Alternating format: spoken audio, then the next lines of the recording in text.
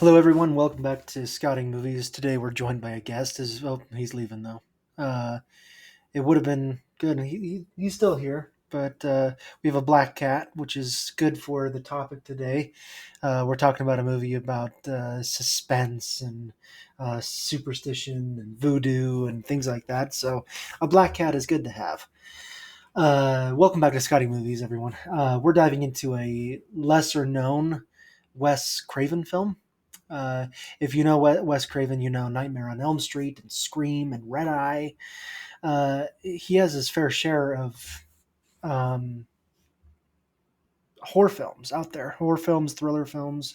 This is another one. It's very much lesser known, and it's called The Serpent and the Rainbow.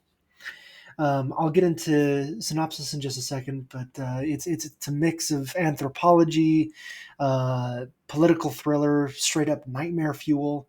It has some incredible moments. It doesn't always hit the mark, in my opinion, but uh, I mean it's not a completely bad film either, and so we'll talk about it. So.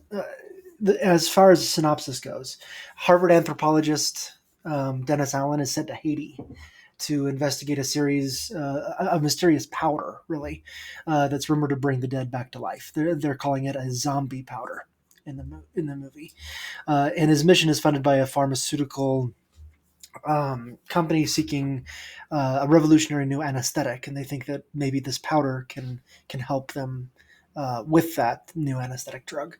And so this leads him into the world of Haitian voodoo.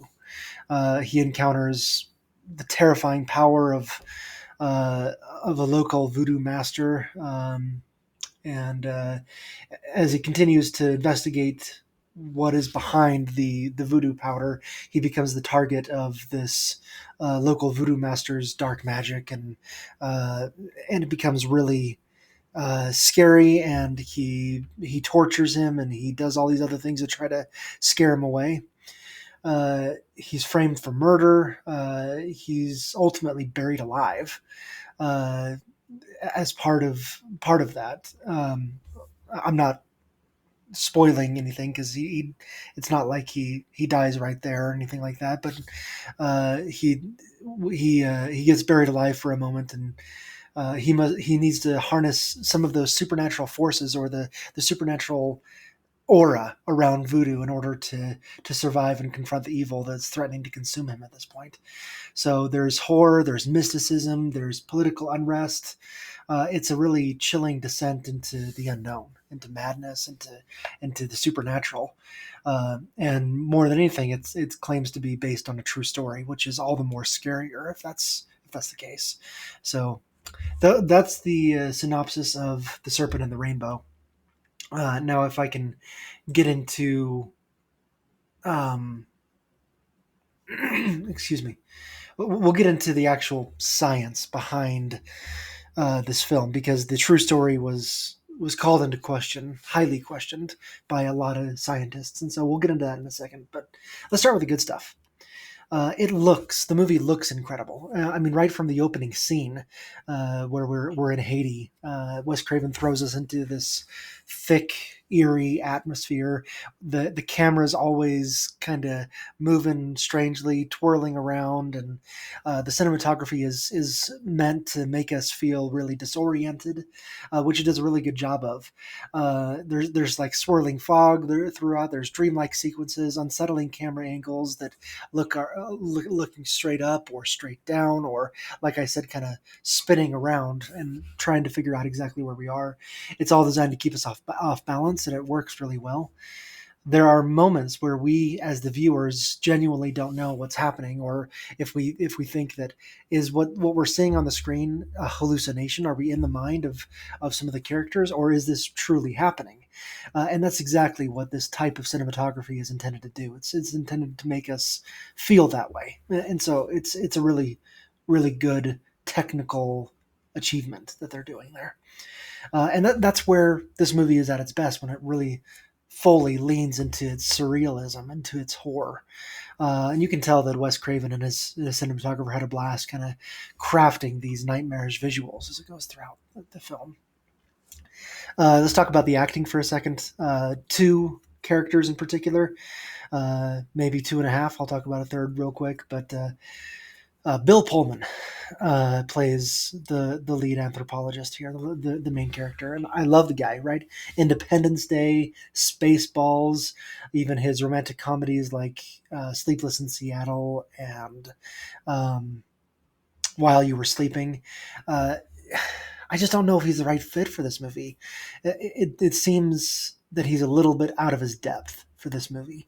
He's not a horror actor. He can't really harness some of these emotions that he needs to get across. Uh, there's just it just feels feels off. Excuse me. Like his reactions don't always match the intensity of what is supposed to be happening on the screen. There's a scene, as I talked about, where he is buried alive. And, as I'm watching that, I should be feeling all out panic because can you imagine being buried alive? And I just don't feel that from Bill Pullman. I just feel mildly concerned, if I could put it that way. It's just not, it doesn't, his performance doesn't match the intensity of what should be happening. On the flip side, we have Zakes Mokae as the film's voodoo master and kind of the main antagonist. He's creepy, he's really menacing, but he's a little too over the top. So we have Bill Pullman, who's not quite good enough, and we have Zakes Mokae, who's just cartoonish villain almost. He's got the sinister presence, sure, but he's written like this standard movie horror villain rather than any kind of fleshed out character. I really wanted to know the background. I wanted to know why he's doing this just beyond the power or what the power hungry thing is doing for him, and we never see that. We don't get that depth in him. Instead, we just get a guy who is plain evil simply because the movie needed a villain. And I wish that was a little bit different. So, talking about whether it was based on fact or not, it claims at the very beginning, like through that the text at the beginning of that's put on the black screen, it says that this movie is based on fact, on true events. I can't remember exactly how it says it. Wade Davis was the real anthropologist that claimed that he had uncovered secrets behind Haitian zombification, behind the drug and to be specific, Tectro. Oh, I wish I could remember the name of the drug, Textrotoxidine or something like that, being the main component behind the drug. But and then he listed some of the things that he had to do, which are chronicled in this movie and in the book that the movie is based on, the autobiography. That's kind of where his science, his narrative was called into question, and he was actually accused of being a fraud in real life after all of this had happened, because some of the science didn't match up with what he was talking about, and he was leaning too hard into the fantastical elements rather than what is grounded in real life. So it's difficult when you have an autobiographical film that is based on the stories of someone who's kind of been whose accuracy, whose veracity has been called into question. You have an instance of an unreliable narrator here.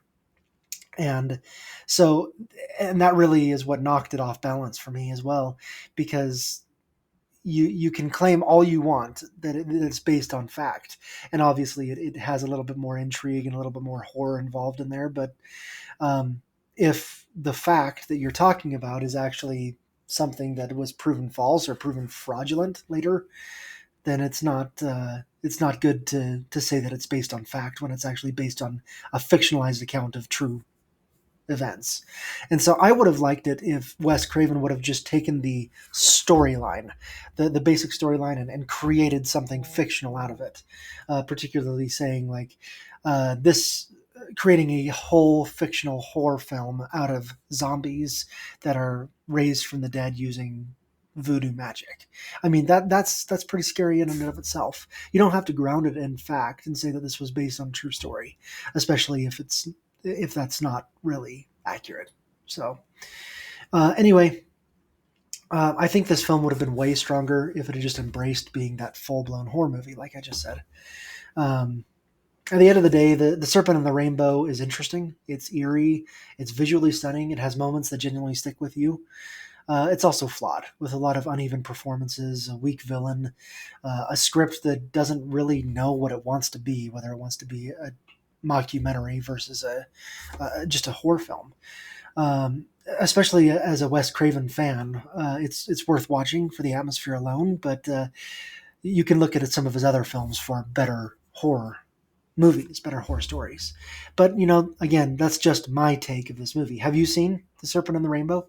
Do you think it deserves more love, or do you agree that it's kind of a missed opportunity? I'm curious to know what you think. Let me know in the comments. Thanks for watching Scotting Movies.